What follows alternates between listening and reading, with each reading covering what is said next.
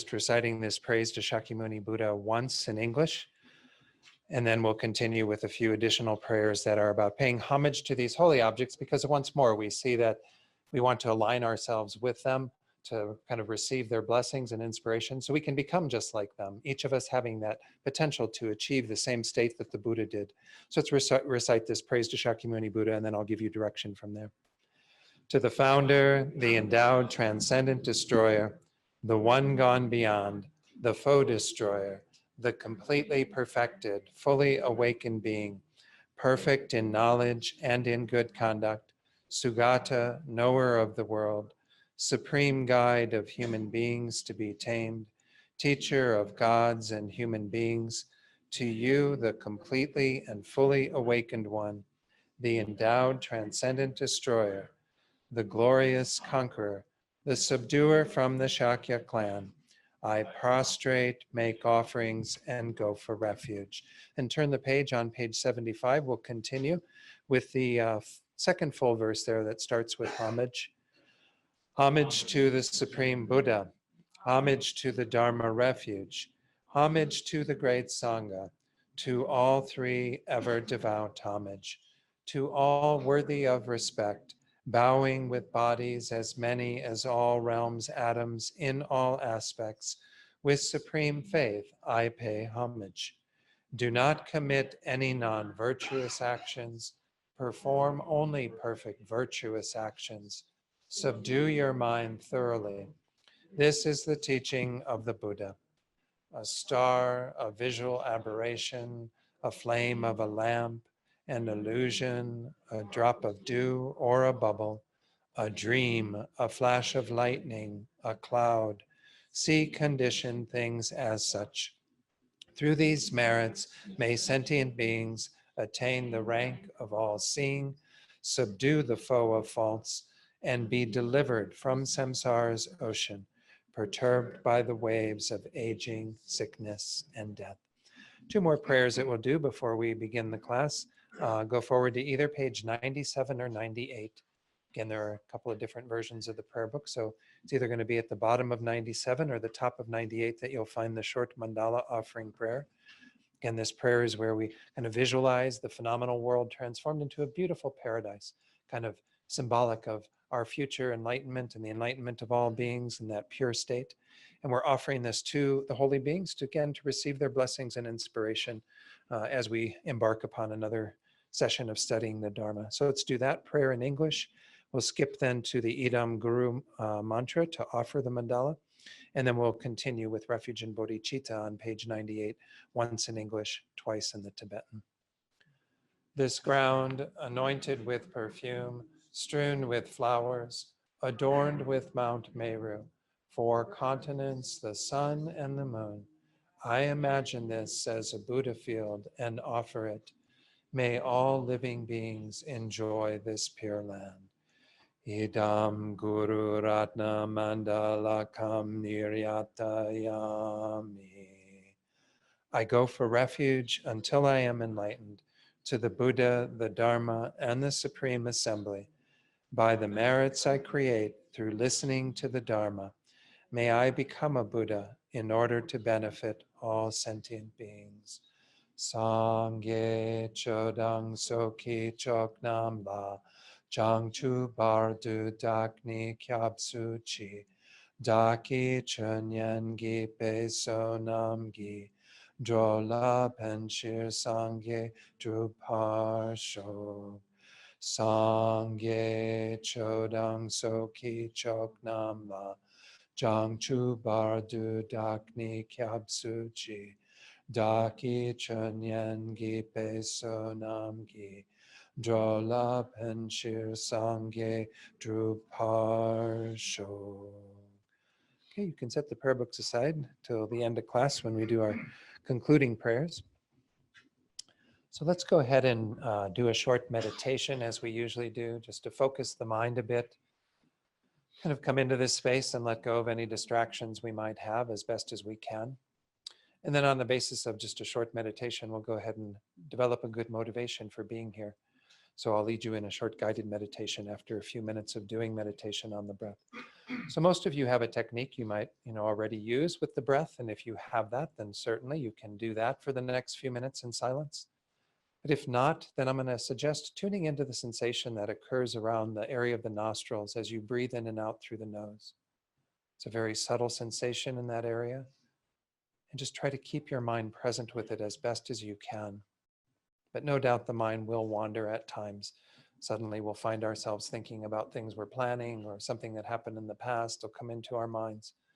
Or maybe we even get distracted by sounds or other sensations in the body. If that happens, then when we notice that, there's no judgment. We simply let that go and return to the breath. So again, just do the best that you can, meditating on the breath, trying to keep your awareness with the breath. Whenever the mind wanders, bring the mind back to the breath. So I'll ring the chime to start the meditation period.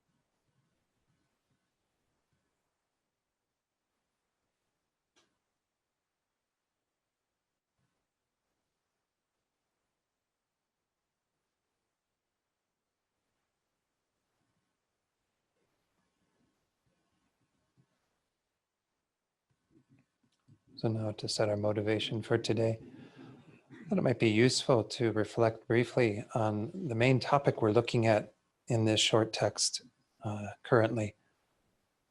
This is this idea of overcoming our habitual tendency to be quite self-centered and to move to the mindset of being other-focused, to cherish others, to hold them dear. So to begin this short meditation, just take a look at your own operating throughout a day. You can even just look at today so far. How many of your thoughts were focused on you, yourself, just wanting to have happiness, wanting what you needed? Sometimes this mind becomes very gross and becomes very harmful to ourselves and others when we neglect the needs of others and even perhaps cause them to suffer on the basis of our wanting to be happy. But it's also very subtle throughout our day, this tendency to think of ourselves first, to want the best parking spot, to want the most delicious looking piece of cake, to want everything to go our way. We have that mind that looks at ourselves and thinks that our needs are most important, that what we want, what we need, is what we have to stay focused on. This is pretty pervasive throughout our world. We can ask ourselves that question, has it led to you being any happier? Have you actually been able to achieve what it is that you're seeking by following that mind?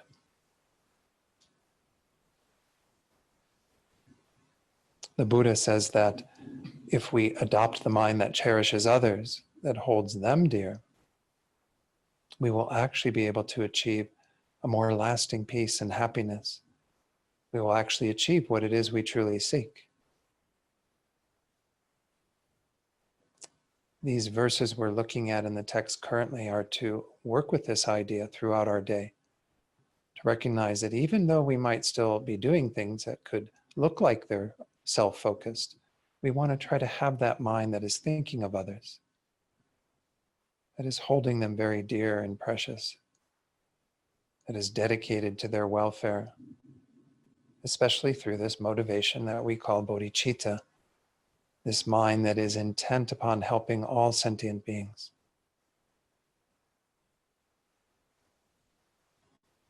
And bodhicitta also has the accompanying thought that we have to become more qualified to do that.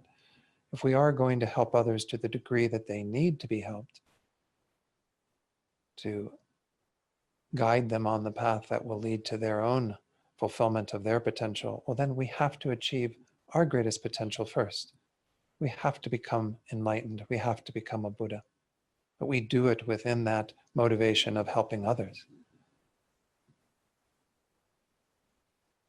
So with this strong desire to move away from the tendency of self-centeredness, self-cherishing, towards the goal of cherishing others, cultivate that mind of bodhicitta in your heart now, wishing to be here today to engage in these teachings with that strong intention of being of great benefit to all sentient beings without exception, every single one of them.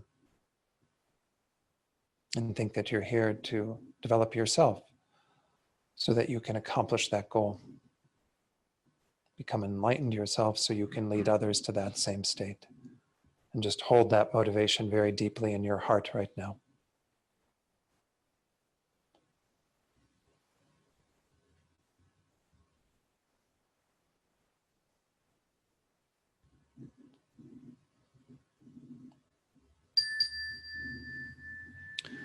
Okay.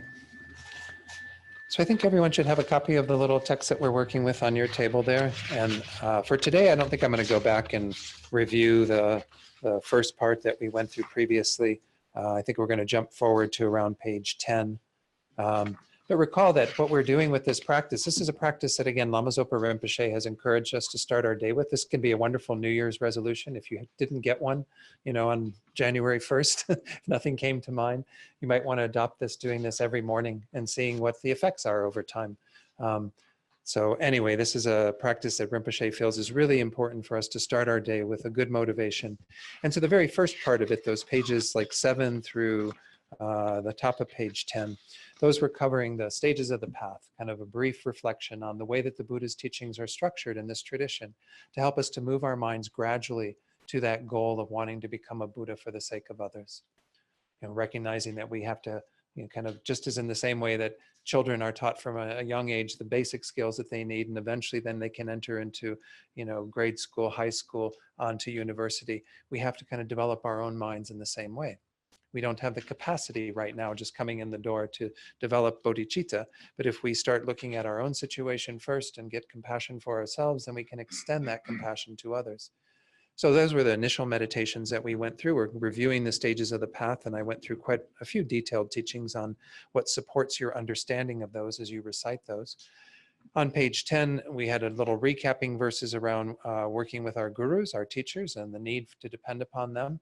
And then we've been going into, and in the last class, we finished off that section at the bottom of page 10. As the little box says there, recite the following verses on how to live your life for sentient beings, how to live your life for others. And we saw these two wonderful verses. The first verse of the 8 verses of thought transformation. Let's read that together. I think it's nice to read these two at least. Determined to obtain the greatest possible benefit from all sentient beings who are more precious than a wish-fulfilling jewel, I shall hold them most dear at all times. So this is this idea that, again, is what bodhicitta is all about, is that we recognize that we are actually able to achieve our greatest welfare. This is what His Holiness calls being wisely selfish. We were talking about the mind of self-centeredness in the meditation. If we really want to accomplish what that mind wants, which is your own welfare, well, then you need to be focused on the welfare of others. If we hold them dear because we see that they are actually the source of all of our positive qualities, all of the good things we have in our lives comes from other sentient beings. They are a support for our practice of generosity. They're a support for our practice of morality. They're a support for so many of our practices that if we didn't have other sentient beings, we couldn't develop ourselves. So in this way, we can get the greatest possible benefit from all sentient beings, but it's also for all sentient beings. Because once we develop our minds along this path, then we can be of great benefit to them as well. But this is the idea of holding them very dear because they're the source of all of our happiness. And so we use the analogy of a wish-fulfilling jewel here, this sort of mythical gem or jewel that can fulfill all of your material wishes. Whatever it is that you want, you can wish for it, kind of like the genie in the bottle thing, and you can, have it. Well, they're even more precious than that. Why? Because it's through those sentient beings being a support for your mind of bodhicitta that you can become enlightened. Your development on the path to enlightenment depends upon them. So this is the idea of holding them very dear. And then in the next one, let's read that verse. May I become like a wish-granting jewel, fulfilling all the wishes, like a wish-granting tree, fulfilling all the hopes of transmigratory beings. So this is the other side of it, is that they're wish-fulfilling for us, but we want to become wish-fulfilling for them. We want to develop all the qualities so we can help sentient beings to have the happiness they seek. We can help them to be free from the suffering that they experience. So this is a verse that we're going to see kind of these ideas repeated to some degree. And what we've been going through, we started this last time, the verses from Shantideva that start on page 11. These are drawn from the 3rd chapter of his text, Guide to the Bodhisattva's Way of Life. And it's a really powerful text to study and practice because it really gives us the rules of the road for how to develop enlightened mind and to go on to become fully enlightened on the basis of that. And so in the 3rd chapter, there's a bit of these thoughts that follow from Shantideva having given us the instruction on developing bodhicitta and what we need to do to make that somewhat firm in our minds. And so these verses all have to do with kind of elaborating on what we just read, kind of these two thoughts of sentient beings being held very dear and precious because they're the source of all our happiness, and therefore we want to become a source of happiness for them. We want to transform ourselves in that way. Again, the state of Buddhahood that we're striving to achieve, when you attain that state, you do have the perfection of your own mind, your own qualities. It said that at that time you have an omniscient mind, which we can't even imagine what that would be like. It sounds like too much information, right? To have everything that exists appear to your mind in one moment, but a Buddha has that capacity. They've been able to remove all the obscurations in the mind to be able to know everything in a single moment. It's not like they turn their mind to something, oh, now I'm going to know Asia's mind, and now I'm going to know, Paula's mind or something. It's not like that. They're constantly knowing everything, all of our karma, all of our minds, everything that needs to be done, to to know, to benefit others. And then they can engage in the action of benefiting others. Again, because a Buddha also has skillful means, has the ability to manifest in ways to help us along our path, to increase our qualities, and by being guides for us, teachers for us, by being whatever it is that we need in our lives. So this is, again, the goal that we're aiming for, is to attain that state. And for now, we may not have as much confidence in our ability to attain that state, but nonetheless, to kind of hold that out there as a possibility. What would it look like for us to develop our minds and our hearts to that degree, to be able to be wish fulfilling for others in a very profound way? So this first verse, we went through the first couple verses of the text, these things from chapter 3 of Shantideva, verses 11 and 12. Let's go ahead and read 11 together just to refresh our memories. For the sake of accomplishing the two purposes of all sentient beings, without any sense of loss or concern, I give away my body and likewise my enjoyments, such as food and clothing, and even all my virtues accumulated over the 3 times. So this verse doesn't mean that you need to leave here today and go home and empty out your house and give everything away to people who need it. It's nice if you can be practicing physical generosity, material generosity, but as I mentioned last week, we have different ways of practicing generosity beyond material generosity. But we're mostly talking about the intention to give, developing our own intention to give, which can even be done in meditation. But essentially, the 3 main types of generosity that we practice in Buddhism are material generosity, recognizing that material resources do have an impact on the well-being of others. They're not the be-all and end-all of our existence, as we know, because we can see some people in the world who have plentiful material resources, but that has not made them that much happier, perhaps. So, but nonetheless, we do want to be very free giving with our resources as much as we can. Keep pushing the envelope, trying to be more and more generous with what we have that's material. The second one is giving protection, helping others who need some protection from their fear or danger, helping them in whatever ways that we can.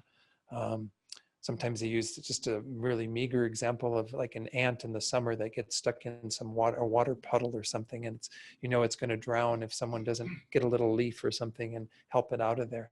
That's protection. That's giving protection, taking the time out of your day to help someone, some sentient being who needs your help, who would die perhaps if you didn't give their help, but at least they would continue to suffer without your help. The third type of generosity is giving the Dharma, giving teachings that actually help sentient beings in a more profound way. So certainly this is something we can all practice to some degree. You may not think you're in the role of a Dharma teacher, but you are a Dharma resource for the people in your life. And if there are avenues that are open to be able to bring the teachings to others, then by all means, you're free to do that. Of course, try to be attentive to what might be appropriate to say or the way to say it, do some thinking about it before you just open your mouth and start blurting out Buddhist teachings. And maybe even ask if people are open to receiving teachings. Because I think in many cases, people might not want to hear what you have to share, and that's perfectly fine. But they might be open to it if you asked them, if you invited them and said, I hear you're going through a really difficult problem. I have some things I've learned in my Buddhist classes that might be useful to you. And would you like to hear that? And they can say, no, thank you very much. I really am not interested. Or they can say, sure, that would be great. What do you have to share? So again, any ways that we can be generous, giving with what we have, the resources that we have, mental resources, physical resources, and so on. So the idea here is that we can practice generosity, but the main thing is to develop our intention to give.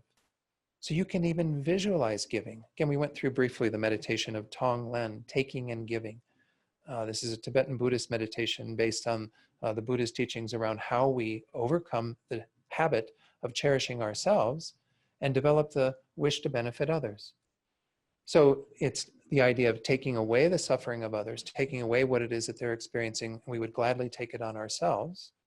And we don't physically do that. Again, it doesn't mean that I have to go and take the role of someone who's homeless right now and give them my home and actually live on the streets and so on.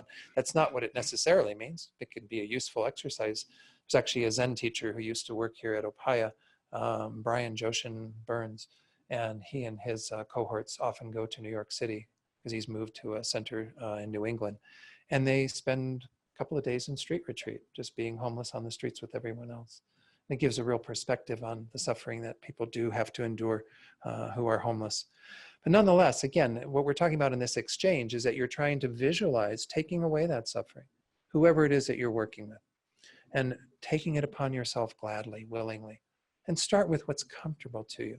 Don't start with the suffering that's going on in Australia right now in the bushfires, and taking on the suffering of these poor animals and people and so on that are having to endure that unbelievable pain and difficulty. Start with what's comfortable for you. Be willing to take that on. But then the giving part of it that we're emphasizing with this verse is then you can think everything that you have, you can gladly give to them. And it transforms into whatever it is that they need, kind of like a wish-fulfilling jewel. Again, all of your resources, all of your good, positive potential, everything that you have transforms into something that will grant them what they need. So in the case of, if you were working with the Australian animals and so on in the bushfires, you could, take away all of that fire, all of that heat, take it on yourself. Be willing to suffer all of that for the sake of these beings to be free from it. And then send out cooling rains and food and everything that they need to help to replenish their strength and sustain them and so on. And go beyond that, even to think that you're sending them everything that they need to help them to get a good rebirth, to be able to practice the Dharma and so on. Just make it into whatever it is that works for you. So this verse is telling you, sure, that you should be able to, without any sense of loss, give away freely what it is that you have. But most of us have to practice on the cushion first. We have to practice developing that mind of generosity, so that then when somebody comes into our sphere of experience and says, I need something from you, we're like so happy. Oh, what is it that I can help you with? What do you need from me? What can I give you? And then we're really delighted at that. Right now, we tend to have this tendency of like pulling back. At least most people I talk to do, to some degree. We have areas of comfort where we can go to, I'll be okay with that. I'll be okay with that. But we go beyond our limits. We get really stressed out, right? So if you develop this mind on the cushion, then you're free to give whenever anybody asks for anything. You should be delighted. But Aurora Bina, when she was here, she'll be returning in April. And be sure to see her if you haven't seen her, because she's quite amazing. She did a little talk on generosity. This was quite a few years ago, because it was at the old location. I remembered it was on one of our evening teachings we did with her there. And she said, if somebody's walking along the street and they come up to you and they ask you for money, don't think that that's somebody else's homeless person. That's your homeless person. So at some level, there's something going on there, some karma, that why they're asking you for money. Now, if you don't have the money to give them, or if you aren't quite comfortable giving them money, at least give them once more those thoughts of generosity. Say, I'm sorry I can't help you today, but I really wish you well, and have that strong intention that they find what it is that they need to help them. And if you can help them, by all means do.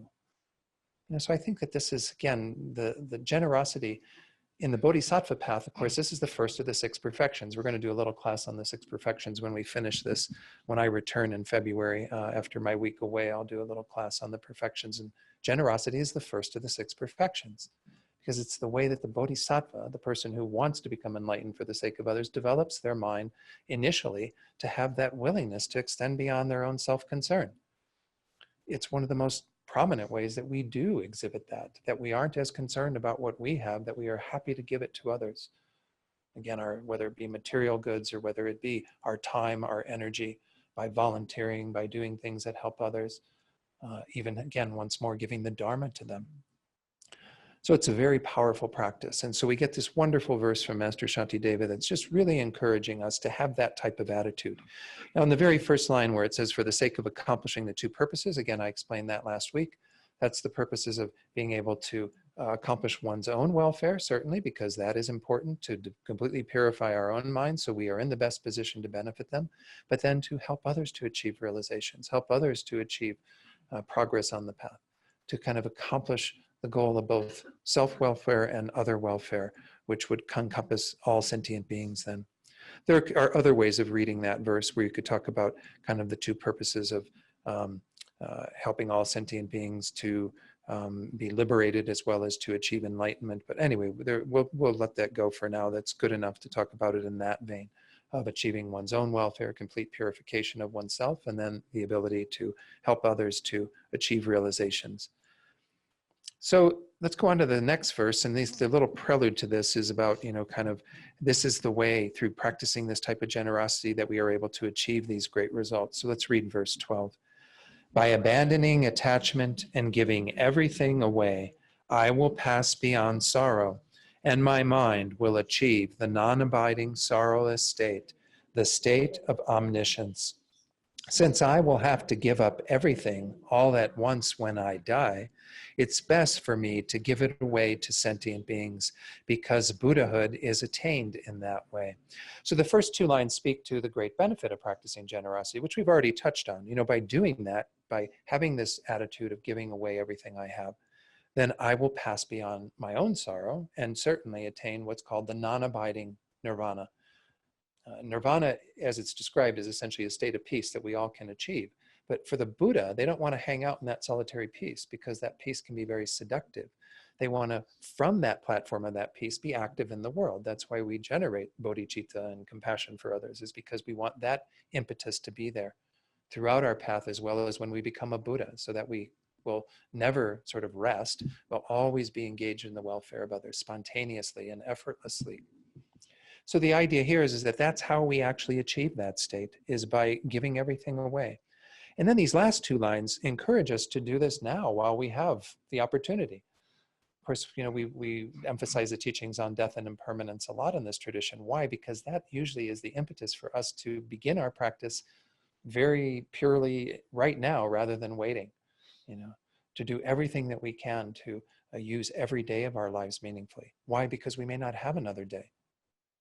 We all like to think we're going to live many, many, many more years. Even the older you get, you still think you have many, many, many more years.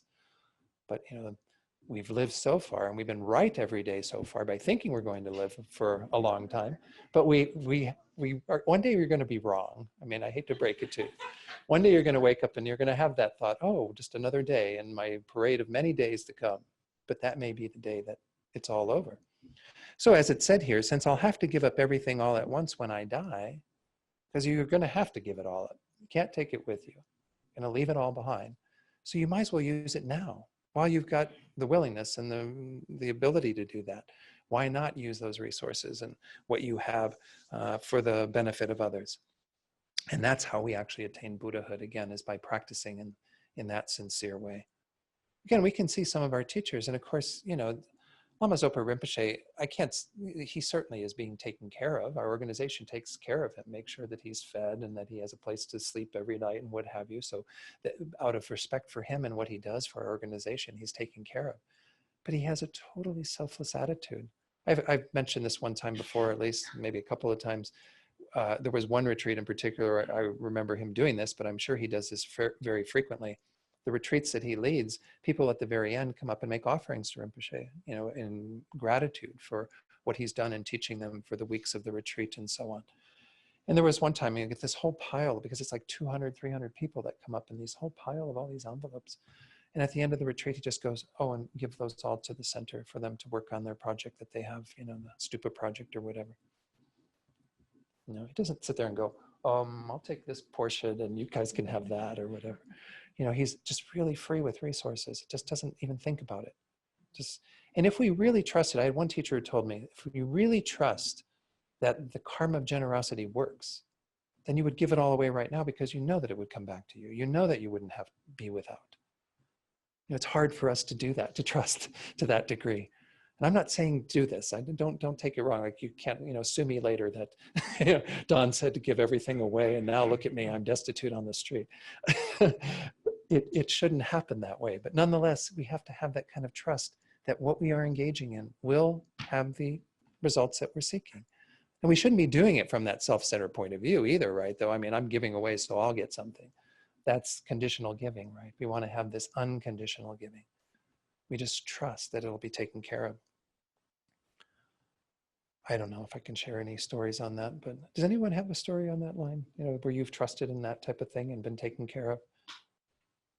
To some degree, I say that I can say that I have been in my Dharma path, because once I made the decision to kind of move towards being a teacher and so on, I did have resources. I mean, I was working for Levi Strauss in San Francisco. It's not like I was, didn't have much, to start with. But nonetheless, I sort of trusted that things would be taken care of, and things continue to be taken care of. And I don't have to go to extreme lengths to, try to pursue resources, but just to try to have that mind of giving that is behind it, and not worrying so much about where things are going to come from, but just trusting that they come from, in the end, the karma of giving, the karma of being free with what we have. So anyway, these are the two verses we went through last time. Sorry, it took me a while to get through that, but I think it's important to emphasize those. We're going to get into the next few verses. There's kind of two main sets here. This next set is really where we're looking at the whole idea of transforming all of our actions and things so that we can be of greater use to others, even when they are quite negative towards us. And then we're going to have a whole nother kind of final set of verses that are all about, once more, this continuation of this thought of becoming wish fulfilling for others, being a source of being whatever it is that they need, helping them to have whatever it is they want in their lives. So let's read this verse 13 together. Any questions on what I've talked about so far? Okay, let's read 13 together. As I have already given this body, an impure aggregate, to all beings to use for their pleasure, even if they always kill me, criticize me, beat me, and so forth, I will let them do whatever they like. Sound like fun? No. So this is like, once more, that getting at that reversal of the self-cherishing, self-centered mind, thinking that it's all about me and me protecting what I want and what I need every day of my life, to have the focus on others, even to these degrees. Now, hopefully most of us won't be tested to this degree, to where we have to kind of endure being killed, criticized, beat, and so forth. But we do experience suffering from other sentient beings, their negative words and actions and things that they do, right? Without a doubt, every one of us has some experience of that. So the idea here is that if you have already given this away to sentient beings, if you've really done the first two verses in a really sincere way, where you think, I am here to serve others. I am here that all of what I have is to be a benefit to others, to be used by others. Well, then it's like, it's theirs then.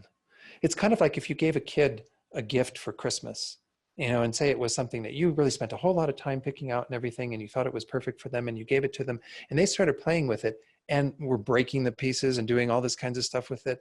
And you'd have this like attachment of saying, well, the gift I gave you, what are you doing to it? I mean, that wouldn't be appropriate, right? Because you gave it to the child. It's the child's to use as they wish. If the child wants to throw the pieces in the toilet, that's the child's choice, right? I mean, I'm not getting it. If you're a parent, maybe you don't want your children throwing pieces in the toilet. But nonetheless, the point is that if I've given a gift to somebody, it's theirs to choose how to use it, right? Because what was the point of me giving it to them if it's now not theirs, if I'm still wanting to make decisions about how it's used? Does it make sense? I mean, at that level, when we look at a gift, but it's weird when we start saying, giving my body to others. Why? Because we have such strong attachment to the body, right?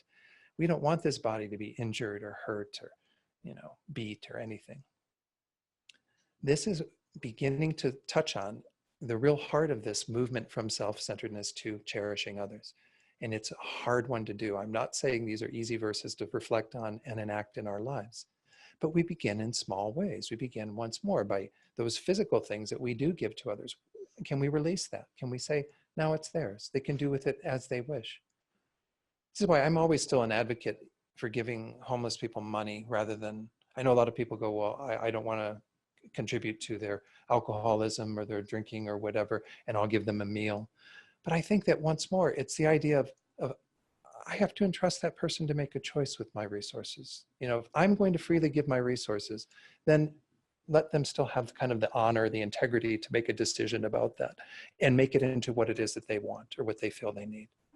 Now, again, if it's obvious, if the guy's, somebody's right there and there's a person dealing drugs that they want, they go, oh, I need some money to get these drugs. Well, then maybe you can refrain from doing that, perhaps. But I think, using this concept that we just want to be able to give it to them and they can make the decision about how to use it. But what I think this verse is really getting at is the idea that once we have made that decision to be generous with whatever it is that we possess, then it's up to the other person to choose how to use that. We want them to use it in a helpful way. We want them to use it in a beneficial way. We want them to have kind of good skill and intelligence about how they use those things. But nonetheless, the gift's already given. We don't control that part of their lives. They're in control of that part of their lives. So I don't know, those are my own words in encouraging people to, kind of think about that idea of if we do give resources to those who are homeless, allow them to have the integrity to be able to make decisions themselves about how they use that. And if they are going to make bad decisions, they're going to make bad decisions one way or another with someone's resources. I don't know. You can use your money if you give it to LifeLink or sure. Something like that. Sure. And you know where it's going. And Right. I don't want to be a part No. of somebody's I understand. alcoholism or drug use or whatever. I've seen the same people, over and over Right. at the same places. A year later, after I gave them money to get to Colorado, where their mother was sick in the hospital or something. Right. I understand, June. Do that. And I think that's perfectly fine to make a decision that you're going to give indirectly by giving to agencies that help people. But not everyone who's homeless goes to those agencies either. So, if we're confronted with somebody, I think, again, these are all individual decisions. I'm not giving advice. I'm just putting it out there in terms of how I try to practice. And, and I think it's great to give to agencies that are helping others, to give our time. I got to check into it because we haven't been in touch so much with the Unitarian congregation, and we usually do one of the weeks at the homeless shelter, the community shelter, of providing the meals, helping serve the meals, and so on. It's a really wonderful way, again, to help others. But this verse, again, is telling us that if we have given something to others, it's in their domain now. They make the decisions about how to use that. Yes, certainly, like I said, it's nice if they can use it in a most productive way. But we don't have control over that, right? How much do we use our own resources in productive ways? Look at our own lives. What are the things we spend money on, the things that we do with our time and money and so on? So this is a hard one. This isn't an easy one to practice because it starts to get into this idea of being willing to endure whatever it is in the face of practicing this way. Because once more, we're trying to annihilate that tendency that we have to be focused on ourselves and our own needs and our own happiness and our own welfare, and focus instead on the welfare of others. So let me read a little bit from what Rinpoche says on this. I think there's some comments that he has that will be certainly relevant. He says, since you have given your body to sentient beings, you allow them to use it for whatever makes them happy. This is totally different from the way worldly people think, which is to cherish themselves and renounce others. To protect yourself from being used by others and to use other sentient beings for your own happiness is normal in the world, right? But this verse is about using yourself for others' happiness. Do you understand the difference? It is totally opposite. Where I'm going to be used by others for their happiness. Let my body be used by others for their happiness. Let my resources be used by others for their happiness. Let whatever it is I have be used by others for their happiness.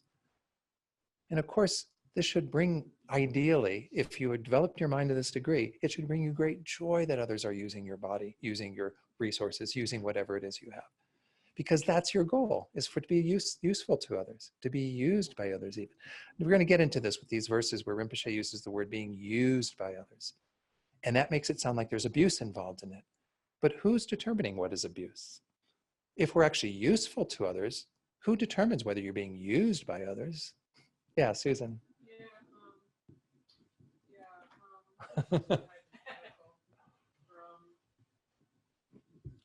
So it's like I'm being used for their pleasure, even if they always kill me, criticize me, beat me, and so forth. Mm-hmm.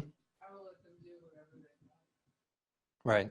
So those beings killing, criticizing, beating, and so forth,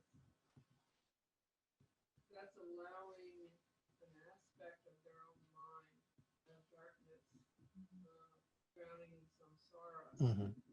to fulfill their more base instincts. Sure. So I'm wondering about, obviously we have to develop skillful means. Mm-hmm. And so I think my feeling is that until we do develop skillful means, until we do attain awakening mind, Mm-hmm. our capacity Sure. extremely limited because you don't know what benefits really. This is true. So it's hard to It's just a hypothetical, but at the same time, I think, that where we do see ourselves tested, and hopefully most of us, again, are not going to be tested to this degree, where we're going to be killed or beat by someone else and happily go along with it.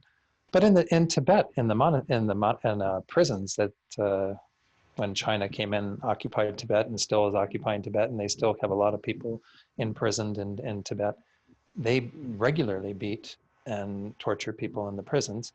And many of these great practitioners have been able to use it as a way of strengthening their compassion and care and concern. Yeah.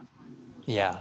But I think this is the idea, is we have to kind of start where we are and recognize that we're not going to perhaps be at this level that this verse describes, but we start seeing what is it like in our day to hold that type of mentality, that attitude, so that when we do get tested in small ways, somebody asking for something small from us, somebody asking for some minor favor from us, what is our reaction at those times? How do we keep expanding? Yeah. Yeah, exactly. So Susan, I'm sorry, I haven't been saying so much for the online folks. Susan was, sharing this idea of it being, again, beyond the capacity that we have, because we don't have the skillful means to know how to benefit others, and are tested in ways beyond our own development. And so we do have to work on it, just like, training, physical training, to be able to eventually lift really heavy weights. You have to start with the small ones. You can't just go in and say, I'm going to, bench press 300 pounds or something when you've never picked up any weights at all, right? Be crazy. Yeah, Alex. I think too, we have to be careful because people can misuse these things Mm-hmm. to say that self-care isn't that important, Mm-hmm. and that to forget that if we allow this person to damage me, then I will be less available to this person, Mm-hmm. these people, and so Right. there are many aspects of these things Yeah. to reflect upon. Yeah. Yeah, and there certainly are stories that I could share in regard to the one that Alex was sharing, again, that we have to not denigrate self-care to a huge degree. I mean, self-care, hopefully we are once more getting the idea that we do care for ourselves by caring for others eventually, but if we're not ready, if we're not already there, then certainly we have to do a lot of work on self-care. But then also the idea of not damaging ourselves so that we can't benefit others. There's a wonderful story that I don't remember who shared this. Venerable Rabin is always like, who told you that? So I should have like a little book where I kept track of everything I heard from every person, anything I'm going to share in teachings or in conversations, to make sure that I know who I got it from. But this person was telling a story of when before Lama Yeshe passed away, when Lama Yeshe and Lama Zopa were leading some retreat in Nepal or India or something, there were a lot of mosquitoes around, and Rinpoche went out during the break and took down his upper garment so the mosquitoes could feed on his back. And after a while of them feeding, then he kind of waved it a bit so they all flew away, and he went back inside, and Lama Yeshe had seen him doing this. And Lama Yeshe told him, he said, this was a very generous, kind act of giving your body to these beings, giving your blood and that by allowing them to feast on your back. But keep in mind, other beings need you too. So, I mean, if you were, it's just what Alex is saying. I think if you were to get like malaria by having this kind of fond wish for beings to, suck your blood and everything, or get some really horrible disease that would potentially kill you. Malaria can kill you, but nonetheless, if that were the result of it, well, then have you really used your life wisely? But if you're at that level where you can do that, because there are stories where the Buddha as a bodhisattva was ready to give his body to other beings and didn't think twice about it. Actually, was joyous to give his body to other beings. And it's the story, again, most of you've heard it, of the tigress and her 5 cubs that were, at that time, there was a huge drought going on. And so most of the animals were, weakened by all of that. And this tigress had just given birth to 5 cubs. And this bodhisattva comes upon the tigress, and his heart breaks for them. That not only is the mother or the cubs going to die, but the mother will die because there's no nourishment, no ability to sustain life there. So he decides this is the perfect opportunity to give his body, because he's been making prayers like this to give his body to others. And he actually severs his own throat, and the tigress begins to nourish on the blood, and then eventually devours his body, and then is able to feed the cubs. most of us aren't there yet. I'm not there yet. Sorry. That's not where my practice has gotten me yet. So again, take these teachings, as Susan's saying, as Alex is saying, in the context of something we're striving to be like. This is how we actually change our minds, though, is by thinking in this way, by recognizing that we do all have the potential to get to that place. And giving your body in that way that the Buddha did, as a bodhisattva to this tigress and her cubs, was as insignificant as like giving $1, to a homeless person. From the point of view of his own willingness to give, it was just natural, something that he felt quite inclined to do. But once more, we can't possibly think to practice in that way at this juncture because we haven't developed our minds to that degree. Any questions? Yeah, George, did you have? As one raised in the Christian tradition, obviously, recently the one to whom the Christians are drawn is one who gave himself. Exactly. Beaten, oppressed, tortured. Exactly. Without resistance. So, and that's the one whom Christians aspire to. Right. To be Christ-like in that way. So George was sharing for those online, in the Christian tradition that George practices, and absolutely, you have that same embodiment in Christ, in Jesus Christ. I find it interesting though, I grew up Catholic, and my father, when I was talking to him once, I had encouraged him to kind of develop that thought of maybe taking other suffering, because he was dealing with a lot of suffering at the end of his life. And he said, well, I can't possibly be that compassionate, because that's only Christ's domain. I think, we in Buddhism, we think we do have all that potential. And maybe in many people who practice Christianity also feel they have the potential to be as compassionate as Christ, to be as willing to be, to die for others, to sacrifice oneself for others. But certainly Christ is the embodiment of that in the Christian tradition, and something that at least my father did say, yes, he strives to be Christ-like, but can't possibly be that, compassionate or that giving. So there's models in a lot of different traditions in terms of how to practice in this way. Yeah, Tony. If I could do this, You would. a real person. If I could do this, my guess is that I would be able to magically produce whatever that individual needs, and then I could go on to the next person and in a continuous stream.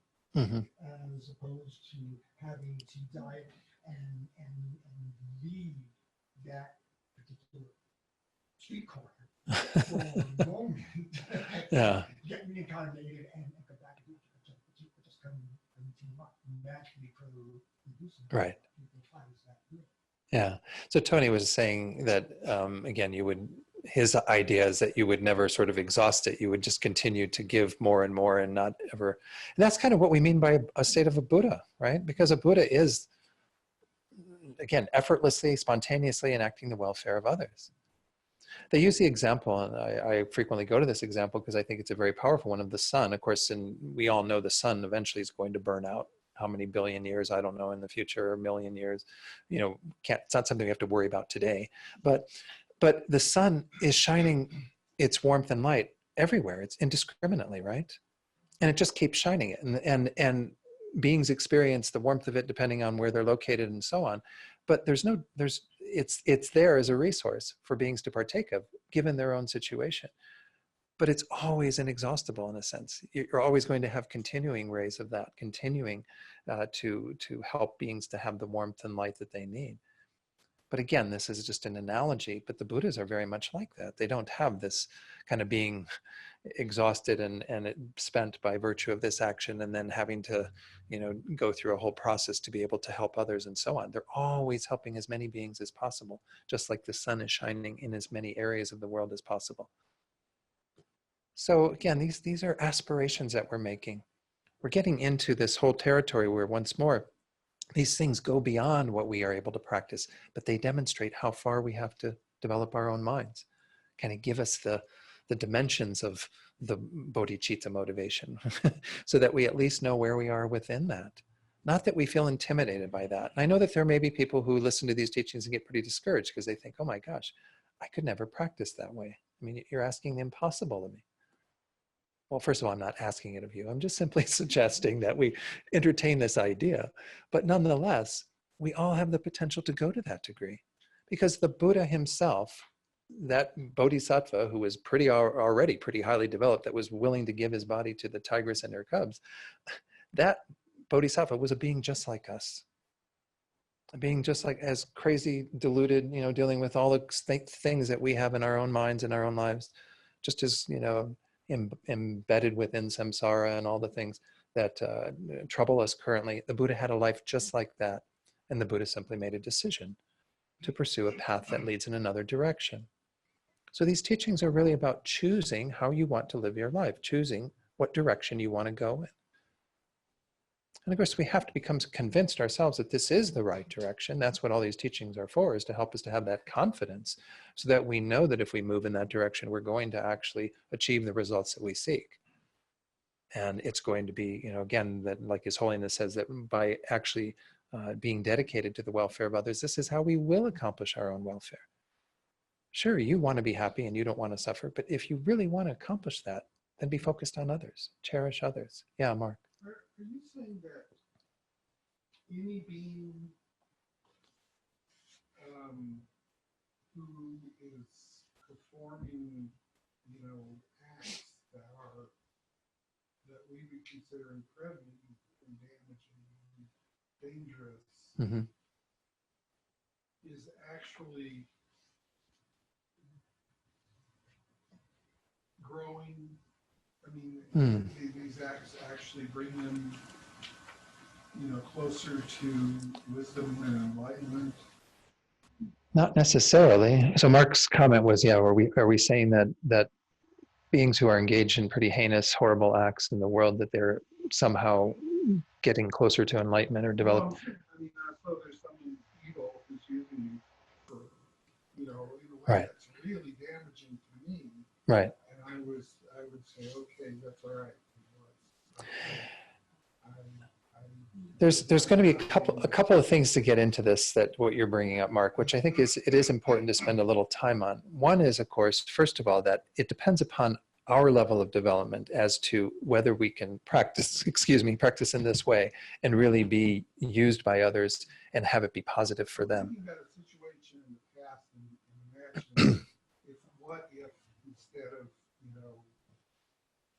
pushing that away, Right. I had just given myself to So, yeah, so you're saying in a situation from the past, if you had, rather than pushing it away, opened up to just going along with that.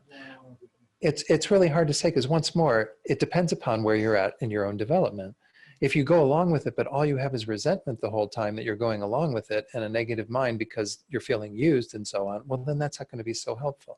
If you've really developed your heart and your mind to where you're willingly, happily, joyfully giving to others and letting them use you and so on, that's a very different thing. It's like the bodhisattva, again, that is giving his body to the tigress so that the tigress can partake of it, and he's just filled with bliss and joy. Yeah. That I understand.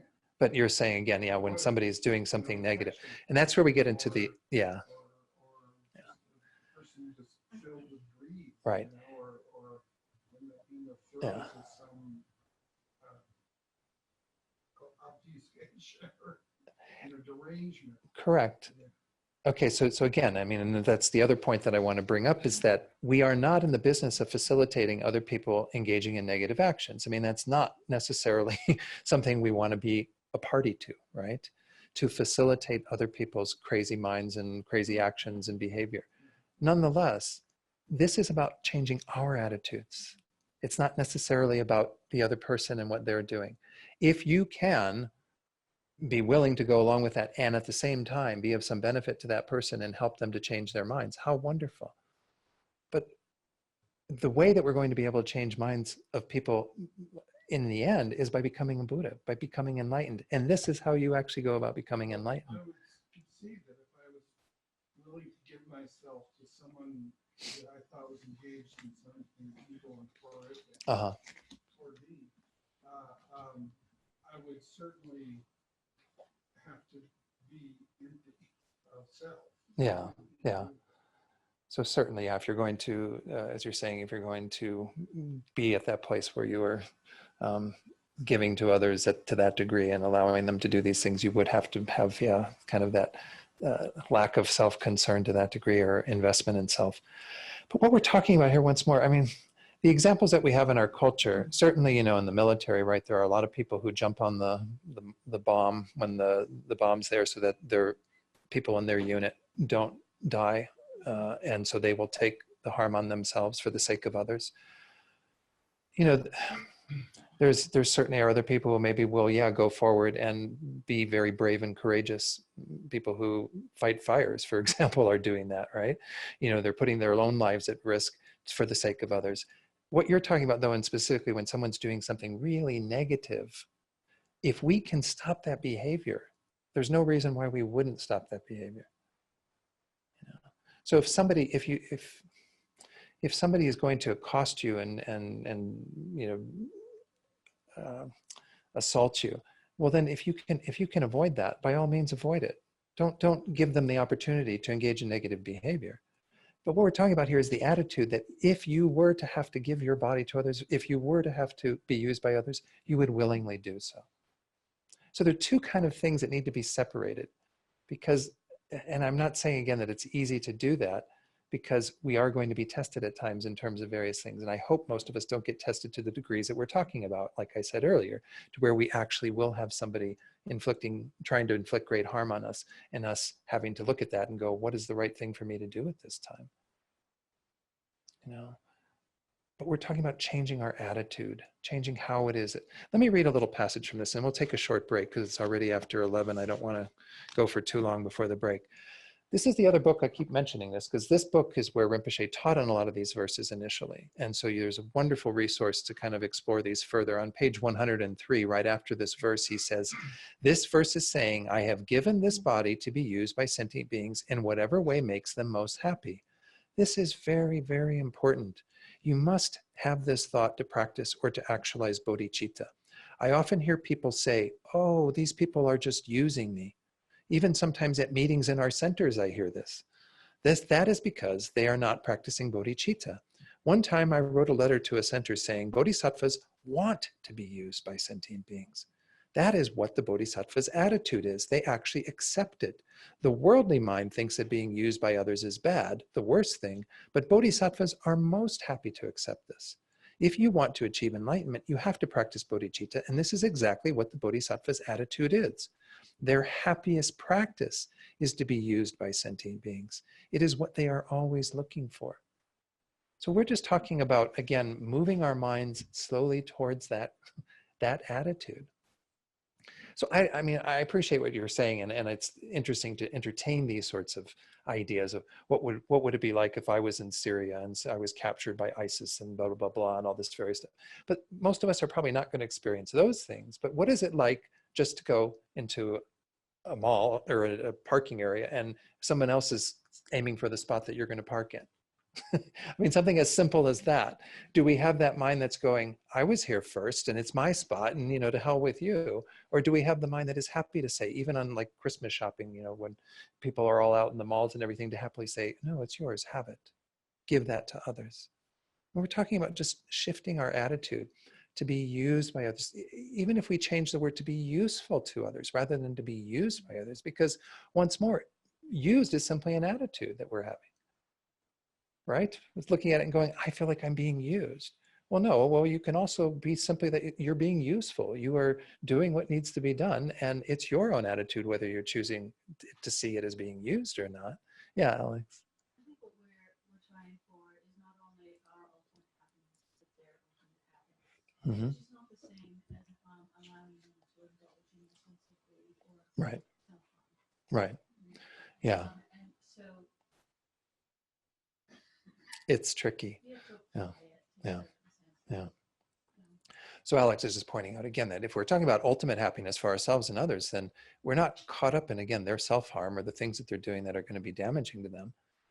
Now, again, it's careful. You have to be tricky with this, though, because when you give, for example, if we are generous with things that we give to others and they have attachment toward them, well, again, is it my responsibility to curtail their attachment to the objects I've freely given to them?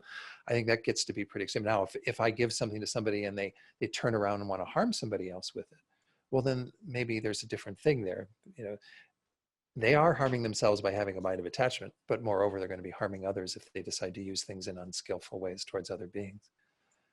I mean, it may be beneficial sometimes to say no to something. Yeah. And then have them say, what? But you're a Buddhist. And then engage in conversation about what that means. Yeah. Yeah. You know, there are different Sure. ways of doing it. Again, this gets into kind of the skillful means. So Alex is saying, yeah, sometimes we may even want to, you know, say no at times to people so that we can have the dialogue around what that really looks like. Being a bodhisattva doesn't mean, again, that we're doing everything for everybody, because I don't think that's possible in our current state, right? How could I possibly fill all of your needs right now? Everything that you want, everything that you need, right? I can't do that. So we have to be able to draw lines and say no, and also be, you know, quite clear on that. I use the example sometimes of kids, right? You know, I've never raised kids. I didn't have that opportunity in this life, but you don't do everything for your children all the way till they're adults, right? And even into adulthood. What would be the point of that? Oh, you come over to their home and tie their shoes in the morning before they go off to work. I mean, and, you know, do all their laundry and I mean, people have to be responsible themselves too. So again, we're not talking about others as much as we're talking about ourselves. That's what I want to keep drawing it back to. In these verses, we're talking about changing our own attitude so that when somebody says, I need help, or I need something from you, we don't immediately have that mind that's going, oh, this person's just going to use me. This person's just going to take advantage of me. We gladly, willingly say, what is it that you need? And we can listen to it, and we can make a decision about whether we're at a level where we can extend that or not. We can say, no, I really can't do that. Can you hold on to your questions after we take a break, Mark? I need to take a break. So Mark was, for those online, was just sharing the idea that if he were to be willing to be in this type of attitude in the midst of someone evil doing harm to him, that there would be some karmic shift that would be happening there, because again, you'd be only having a mind of loving kindness, compassion, care, concern for that being, while they are engaging in something negative. Again, we're not trying to facilitate their engaging in negative things, but there would be a shift in karma because you're no longer entangled with them then. Because if we look at the teachings on karma, again, the reason why that person is harming you, the reason why they are attacking you, is because you've created the cause with them in the past. You've done a similar action towards them that is causing them to now kind of retaliate in a sense, even though it's not within a single lifetime. It's a form of karmic retaliation, if you will.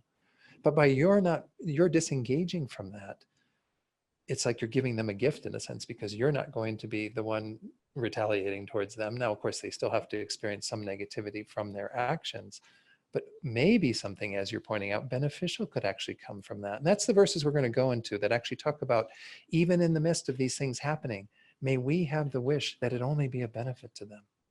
Even if, because we're not going to be able to avoid all people who harm, and we're not going to be able to change everyone who's intent on harming into somebody who only wants to benefit others. I mean, look at how hard it is to change ourselves. We're not going to be able to change them in the moment. But if we have an interaction with them, we want to have that strong wish that it be positive for them.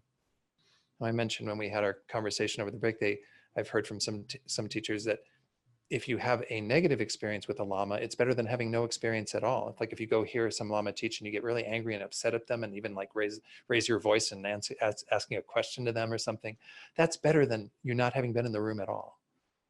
Because there's something from the qualities of that person that is really important to connect with, even if it's a negative connection. So we want to be that for others, right? We want to be like this vessel of goodness and light. And if people come into contact with us and want to slaughter us, well, we at least made the connection with them. At least we're doing something beneficial by connecting with them with the wish to benefit them in the future. Let me read a little passage. This is from The Way of Awakening, a commentary by Geshe Yeshe Tupten, a teacher in our tradition who actually taught in Italy before I studied in Italy. And he's written a commentary on the text by Shantideva that we're studying. And he said, we should not impose limitations in offering ourselves to others. This does not mean, however, that we should be instrumental in killing someone or that we should lay ourselves open for others to kill us. Instead, by this practice, we test our determination to offer our bodies completely and to be ready to sacrifice them. If in so doing, we will be able to benefit others and ourselves. I mean, there may be times when our losing our life would be meaningless and no benefit at all. Well, then probably best to, have some way of defending oneself at that time, run away. His Holiness always says if there's an altercation with somebody that looks threatening, run away. I mean, why do we have that ego that thinks that we need to be there and be involved in that? Just ditch it. So, yeah, Tony. It seems to me at the moment that we're losing one of the wings of Buddhism here. Mm. The two wings of compassion and wisdom. Right. And I'm not seeing the wisdom in this right now. Mm. I see a lot of compassion. Yeah. Maybe not saying this wrong. But again, so Tony's bringing up that in his view, when he looks at these verses, he's seeing more the compassion wing and not the wisdom wing. But is there wisdom, if someone's getting ready to attack you, is there wisdom in killing them? If they are coming at you with a machete, is there a wisdom in killing that being? I would have to say that it's not, that would not be right for anyone. In your killing them. In killing. Yeah. That- Okay. that would not be right. So then there is probably some wisdom in refraining from that. Say, There is wisdom in refraining from killing. There's wisdom in refraining from killing. well,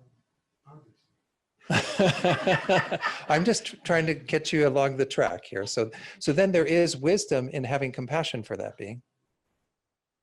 There's wisdom in having compassion for that being who's intent on harming you. So we're just taking it another step further and saying there is wisdom then in allowing myself to be harmed and not retaliating and only having compassion and concern for them. I got some problems with But once again, with the we're- extensions right. of But that.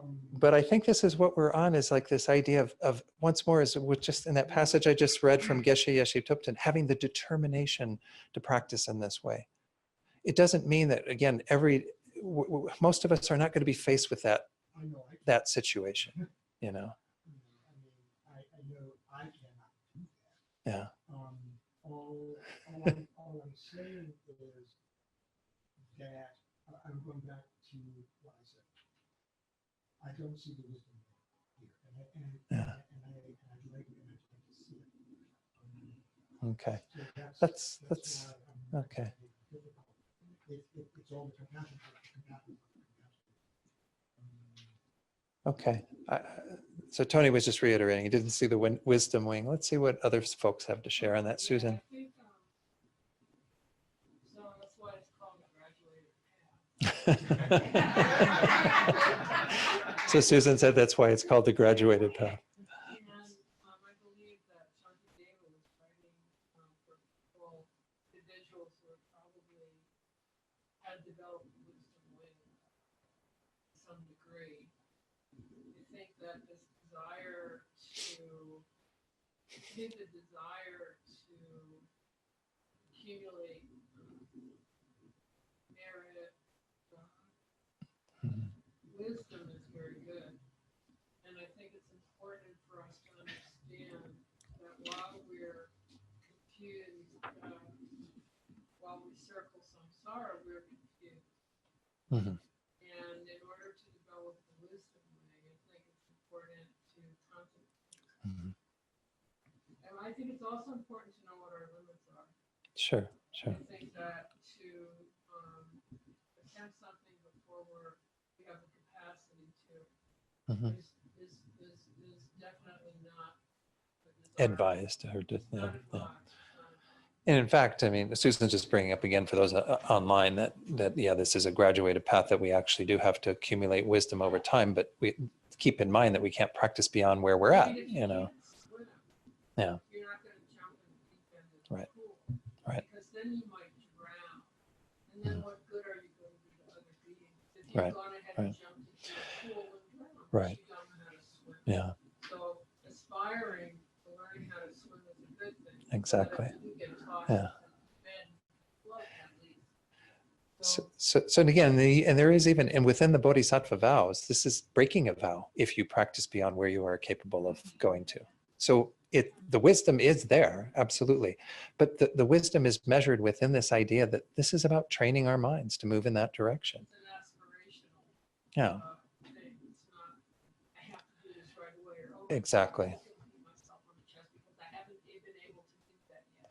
This isn't an absolute. Absolutely. Absolutely not an absolute. Absolutely. Absolutely. Yeah. Like that. Thank you, Susan. Yeah, Asia. The first time I encountered Shantideva's teachings was with Geshe Sherab, Uh-huh. and I walked into their classes in kind of the middle when they're going through the verses about how disgusting the body is and thinking about the filth and and I was like, this guy's wild. Like, what is this about? You know? Right. And Geshe Sherab described in one of the classes when I was kind of getting filled with this like sense that Buddhism is about, pushing away the body.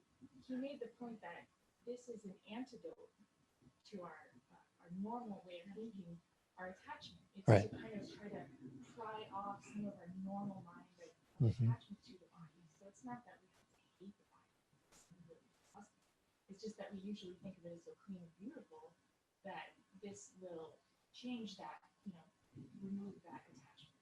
So I wonder if this part about Mhm. giving our body away and letting people feed us is another like wild Shantideva presentation.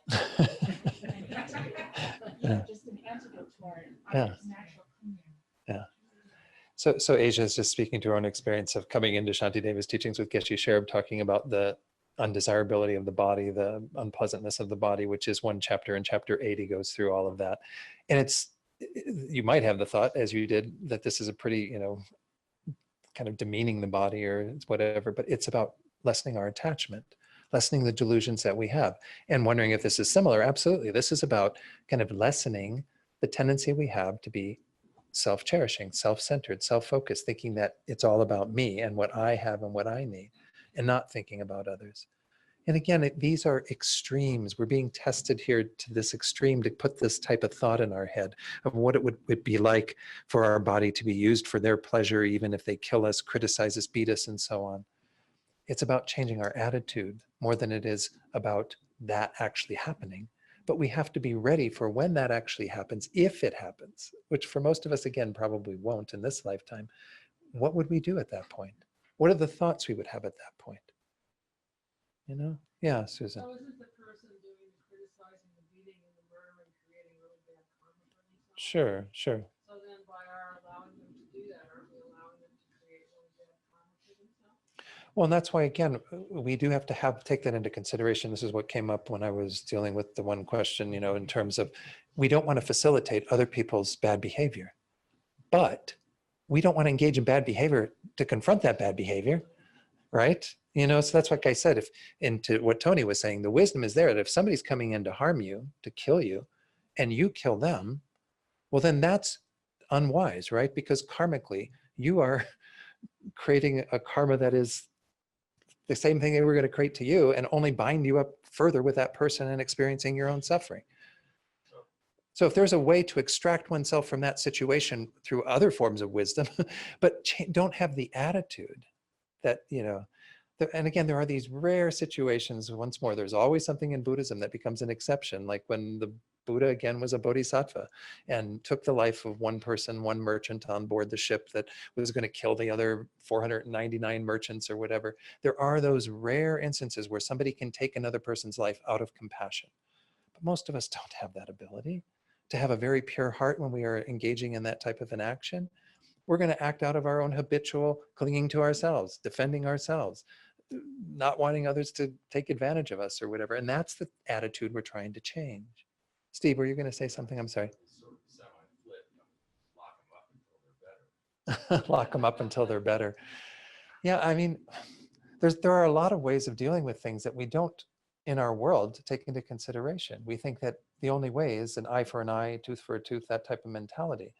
And of course, what's another bodhisattva vow? That we want to avoid having, harm for harm, having, this mentality that thinks that we're just going to keep one-upping the other person, or at least being equal with the other person. If they harm me, then I'm going to harm them. If they have a thought of anger towards me, I'm going to have a thought of anger towards them.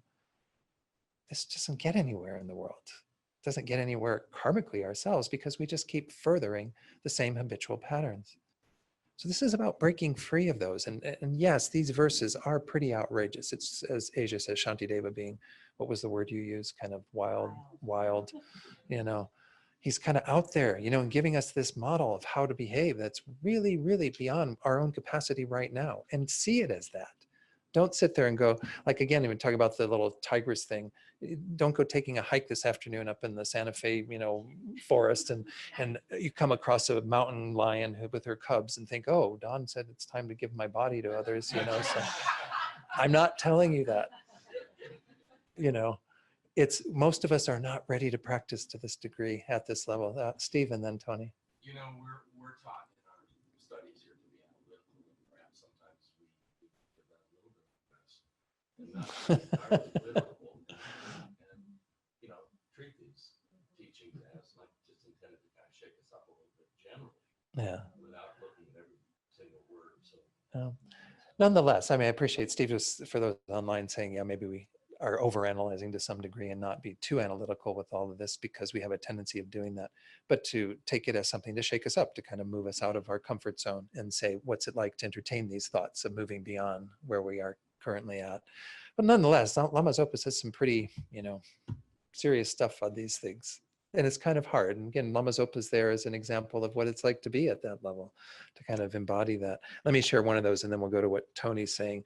Well, another passage that's pertaining to this verse, he says, our motivation should always be to be used by others for their happiness.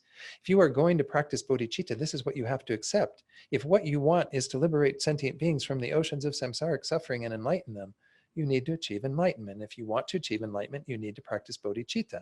The bodhisattva's attitude is to always totally dedicate their lives, day and night, to be used by other sentient beings for their happiness. This is what they are seeking and wishing for all the time. You have to know that. If you feel like that, there is the opportunity to gradually become closer and closer to bodhicitta and have the realization. If you are able to change your mind into an attitude wishing to be used by others for their happiness, this is exactly what the bodhisattva attitude is. So again, I think it's best not to get too analytical and think about what would I do in this situation, and what is this verse calling for me to do and all that. Just think about what is it like right now, like I said, just battling over a parking spot, or going into the store to get something, and other people bustling around doing whatever. We day in and day out, we deal with small scenarios that are tests of this attitude. Do we have the attitude that cherishes others, that's happy to be used by others, that isn't so intent upon me, myself, and I, and my own welfare? Yeah, Tony, sorry to delay your comment. Everything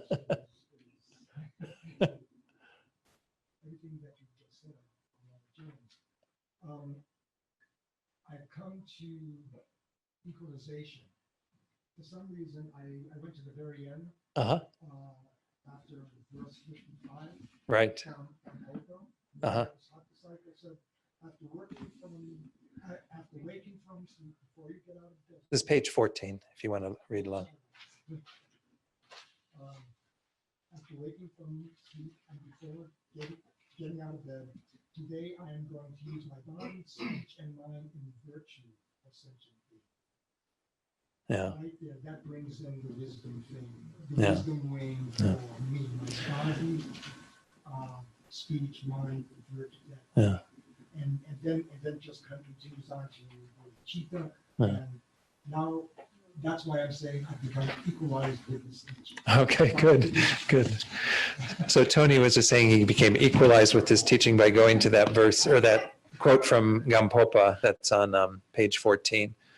Today I'm going to use my body, speech, and mind in virtue. Kind of the idea. Again, we want everything we do to be virtuous. These next few verses, we got one more verse that deals with this idea of others using me and so on. But we really want this idea that everything that we do be a benefit to others. Even a negative interaction we have with others, may it be a benefit.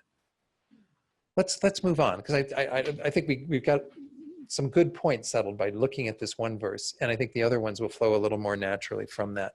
So let's read verse 14 together. From now on, whether they play games with my body or make it an object of laughter by ridiculing and making fun of it to hurt me, since I have already given this body of mine to sentient beings, why would I resist by protecting it, and so forth? Again, it's kind of that same idea. If you've given it away to somebody else, well, then it's not yours to protect, in a sense. But this is a change in attitude. It's not once more that we want others to ridicule our bodies and do all these things, laugh at us, make fun of us, and so on, because that's not good behavior for them to engage in. The idea is that we are going to be okay with that. We're not going to take that so personally. I mean, if we go to the emptiness teachings, which are the ultimate wisdom teachings, then what are we so attached to? I mean, this strong sense of self that is the underlying problem, the self-grasping, is adhering to that and thinking that there's something to defend there, and there really isn't. The self-cherishing mind acts from that place and then thinks that I'm going to defend that self in all these other ways by making sure that I get what I want, that I'm taken care of, that everything is pleasant for me, and so on, and neglects the welfare of others. So once more, this verse is just reiterating what we've already talked about, that in the space of other people doing these things to us that are negative, again, we might not be able to stop that. If you can stop that, that's fine. If you can help the other person out, do so out of your compassion for them to not engage in these unskillful behaviors. But if the main point is, what is your attitude when that's happening to you? Check up. Even the last time you were criticized by somebody, well, what's the attitude that you've had? Okay. Again, we're not in the business of condoning everyone's wrongdoing. That's not what we're talking about here. We're talking about what is your attitude in the space of that happening to you. And if it's happening to someone else, I pointed this out the other day up in Taos, if things are happening to someone else, well then by all means, it's your responsibility to help. To, again, not think, oh, perpetrator, victim, I need to help the victim and forget the perpetrator. There's a karma thing going on there, and I need to do my best to solve the situation for both parties involved, if I can, if I have the ability and skillful means to do so. But at least hold them both in the light of compassion. But again, we're talking here about when this is happening to you, because this is where the shift needs to take place. It'll eventually, certainly we hope it to take place in every other being. But this is where it has to happen for me to be able to facilitate that, for me to be able to help others to do that, is by making the shift here within myself.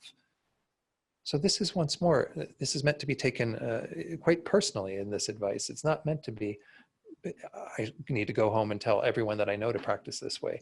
Practice this way yourself and see what it's like to move your attitude in that direction. And then there's this last little bit. Let's read those next two lines because they do kind of fit in the same section. And it really does, once more, about what Tony just read from the Gampopa quote. This is really what we're talking about. Let's read those. I will also use it to do any virtuous action that doesn't harm and benefits others.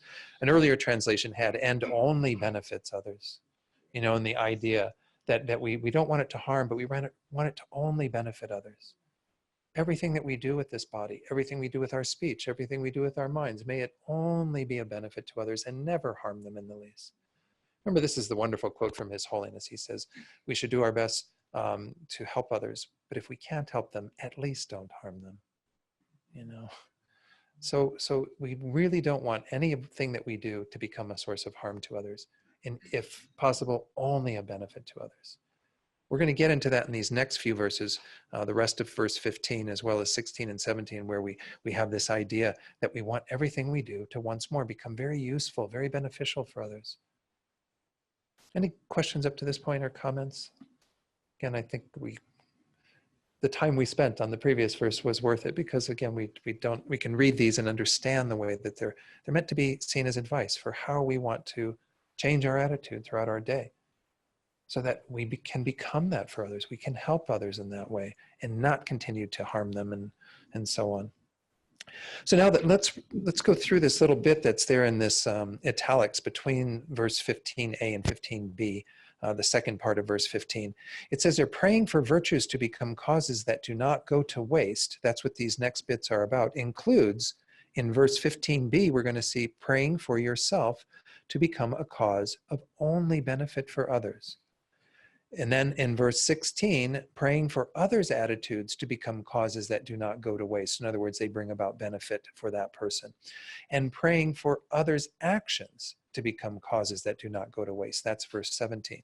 So the very first one is that from my side, whatever I am doing, may it only bring about meaning and benefit for others. From the other side, the other person, may their attitudes only be a benefit to them, and may their actions only be a benefit to them, even if those actions or attitudes are negative.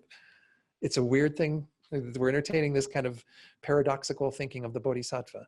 But even if they do something that is negative, may it only be a benefit to them. It sounds weird, but that's God, the most compassionate thing we can do for others, even in the space of all of, President Trump's decisions and things that he's doing and so on. May he have great benefit from it. Even in the space of negative actions, killing people, bombing people, whatever's going on in the country, may it only be a benefit to beings. I'm not saying it is a benefit to beings. The point is we're trying to change our attitude, to have that wish that even the negative things that people engage in, may they be a benefit to others and to themselves. So let's read verse 15b there. Whenever any sentient being encounters me, may it never be meaningless for them and always be meaningful. This is a really powerful way to start your day, just that verse even. Like, anybody who encounters you, your pets, in the summer, all the bugs and stuff that, land on your skin, or the birds that you go feed, or the people you see in the store, or the people you work with, whoever it is that you come into contact with, may it only be meaningful for them. Of course, I'm not saying that you just make that prayer and you don't try to be kind and beneficial towards them. It's just you want that to be productive for them. You want there to be, again, not to go to waste, that you have that encounter and them not to get anything from that. You want that to be of great benefit. May it be never meaningless for them and always meaningful. Let's go on to 16. This is again about praying for the others' attitudes to become causes that don't go to waste, that actually are used in a beneficial way. Whenever someone has an angry or devotional thought arise just by looking at me, may that attitude alone become a cause that always accomplishes all the temporary and ultimate purposes of that being. So here we're going to this, including both sides of it. Some people may look at you with, I don't know, devotion is a strong word, but they like you, they care about you, they give you kind of that good vibe. Other people may give you the exact opposite, right? Get angry, upset, belligerent with you. It doesn't matter what attitude they have. May it only be useful for them. May it become a cause that always accomplishes their temporal purposes, ultimate purposes. May that being have their needs met by virtue of whatever it is that they're doing, whether it's a bad attitude or a good attitude. Again, we don't want beings to engage in angry thoughts and angry actions and so on. That's not the point of it. It's the idea that even if this is somebody who does that, I'm going to wish them the same. I'm going to want them to have the same benefit. Because this also gets rid of our bias, right? We do tend to have a bias where those people who are really kind and generous and compassionate and beneficial to us, we want really good things for them, right? May this be really, the source for all of their well-being and happiness. But those people who are mean and negative and cutting and harmful towards us, we don't want them to have that. We want them to experience the opposite frequently, right? We want them to be harmed. We want them to really, experience great suffering. Well, no, this is about equalizing that attitude again, that whatever their attitude is, may it still have the same result. May it help them to accomplish their temporal and ultimate wishes. Let's read the last one, and then I'll open this up for any questions or comments for the conclusion here.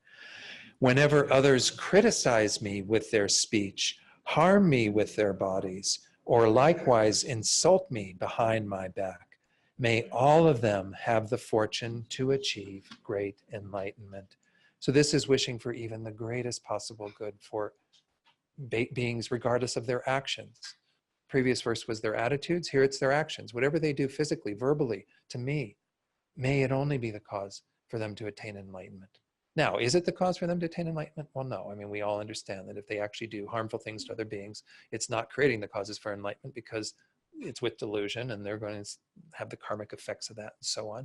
This is about, from our side, we want that for them.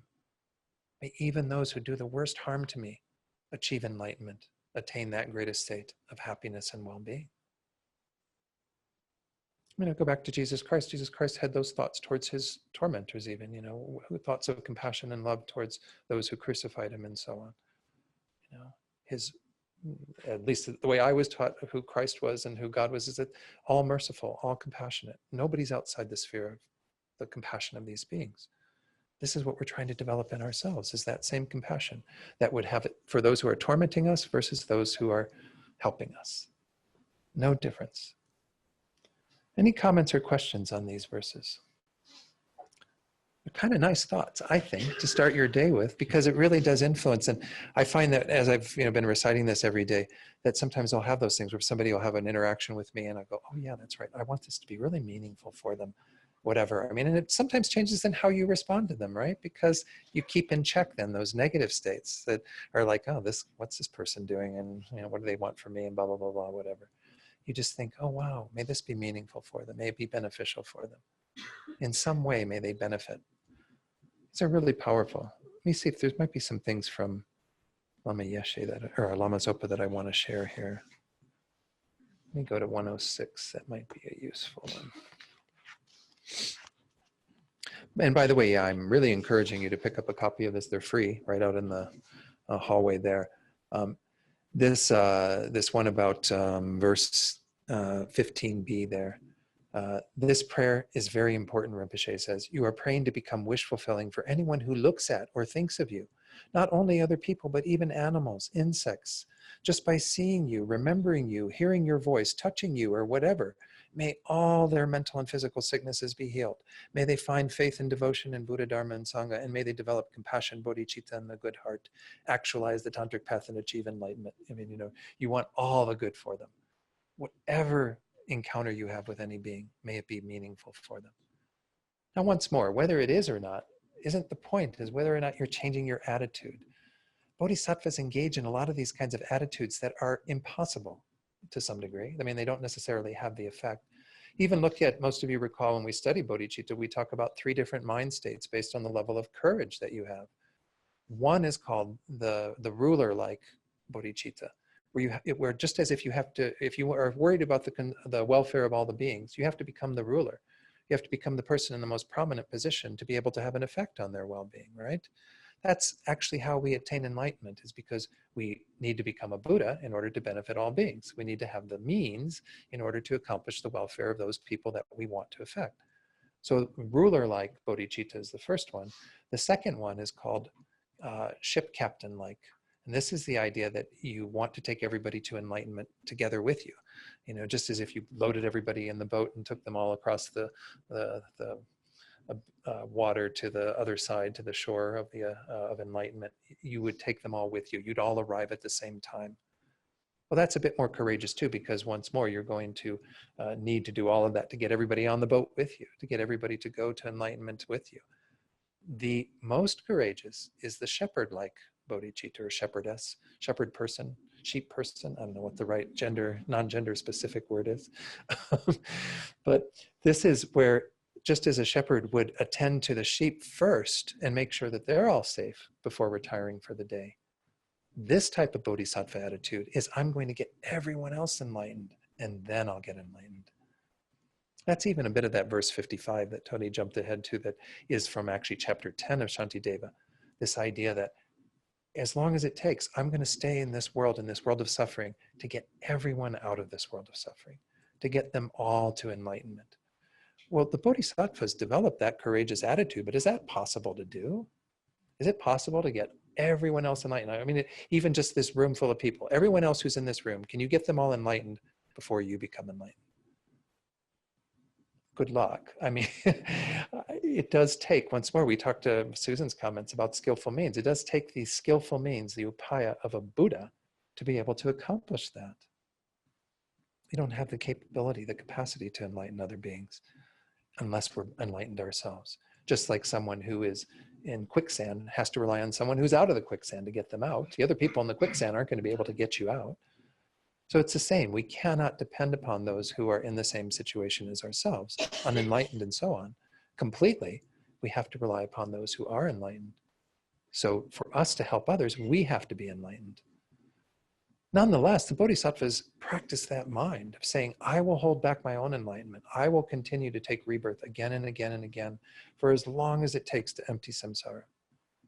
And they say that actually causes you to become enlightened even more quickly, because that's the most courageous attitude you can have. So my point was, bodhisattvas do things that are illogical all the time, that don't necessarily make a whole lot of sense, but it's because we're trying to extend our minds beyond our normal limitations, beyond what we kind of think is possible, to entertain possibilities that are outrageous. I mean, even these that we just did, and then we're going to get into all these others in the next week's class about, may I be this, may I be that, whenever, may I become everything that is needed by other beings. Those are pretty outrageous, assertions, aspirations. The whole idea is it's about extending our minds and our hearts beyond what the current state is. So any other final comments, questions, criticisms? I'm open to criticisms. Yeah, Leah. Uh-huh. Lama Zopa Rinpoche asked him to go to California, I believe, Mm-hmm. to work there. Uh-huh. Yeah, to be And at the Geshe seminary. Sheriff said, no, he'd like to be in Santa Fe. This was his place. Mm-hmm. And I asked him, first of all, I thought, wow, your teacher asked you to do something and you said, no, I'm going to do something different. I'm like, how did you arrive at that decision to do that? He's like, I knew that it would be troubling for me. It would cause me, it wouldn't be the best situation for me mentally to be in California. But he had karma here in Santa Fe.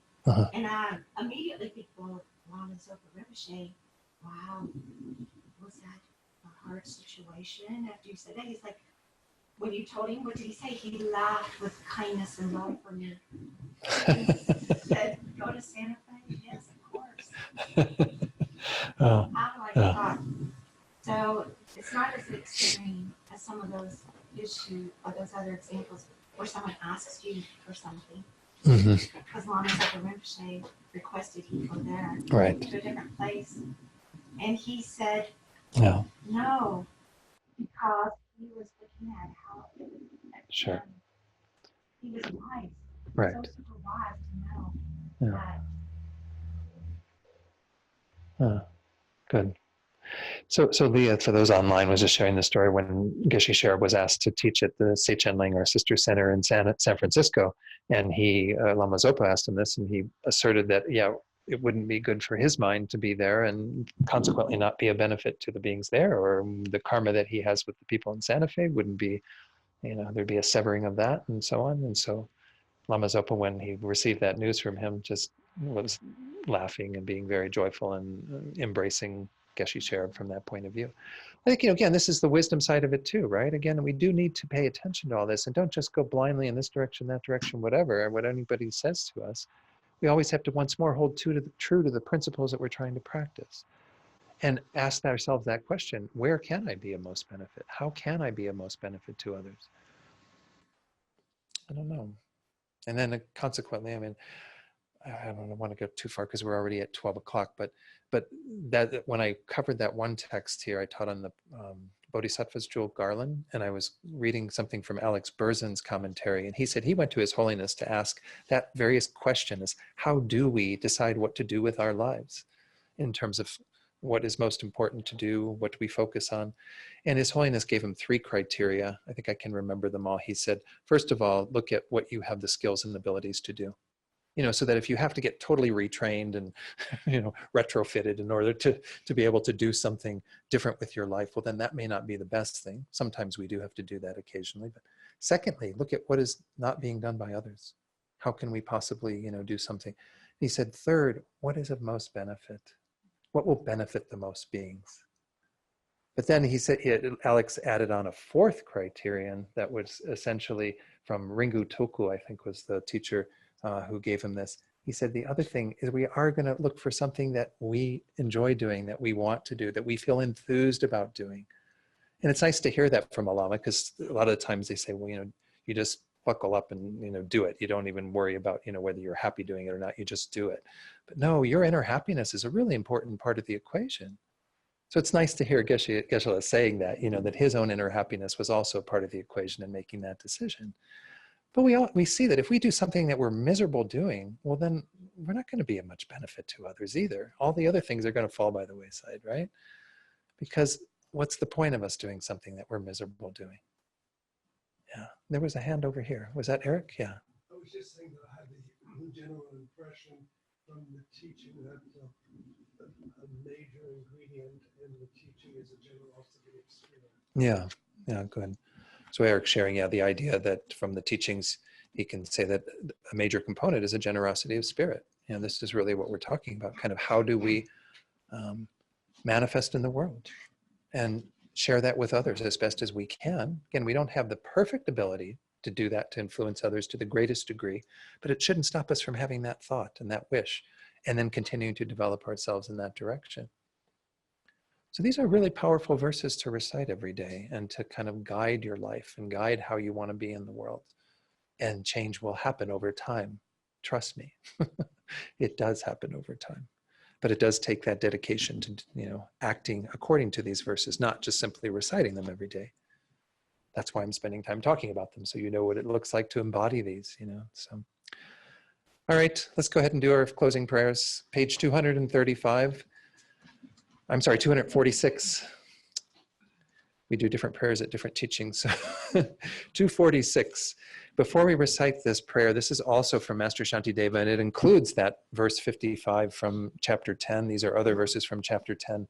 Maybe bring to mind those beings who we're dedicating for. We can certainly think about parts of the world where there is great suffering, like in the fires in Australia, in Iran and Iraq, and other parts of the Middle East, Syria, and so on. We can think about other parts of the world where there's great suffering due to the elements or to man-made disasters, what have you. We can also think about individuals that we know, those who we're holding in our hearts who are experiencing obstacles or illness, who are dying or who have died. And as we recite these verses, think that those beings without a doubt benefit from what we're doing here today, what we have done here today. But we also want to make that big aspiration that all beings benefit from what we have done here. So let's recite these verses with those thoughts in mind. May all beings everywhere, plagued by sufferings of body and mind, obtain an ocean of happiness and joy by virtue of my merits. May no living creature suffer, commit evil, or ever fall ill. May no one be afraid or belittled with a mind weighed down by depression. May the blind see forms and the deaf hear sounds. May those whose bodies are worn with toil be restored on finding repose. May the naked find clothing, the hungry find food. May the thirsty find water and delicious drinks. May the poor find wealth, those weak with sorrow find joy. May the forlorn find hope, constant happiness and prosperity. May there be timely rains and bountiful harvests. May all medicines be effective and wholesome prayers bear fruit. May all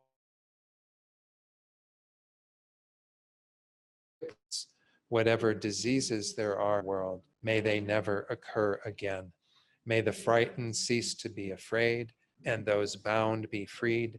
May the powerless find power, and may people think of benefiting each other. For as long as space remains, for as long as sentient beings remain, until then may I too remain to dispel the miseries of the world.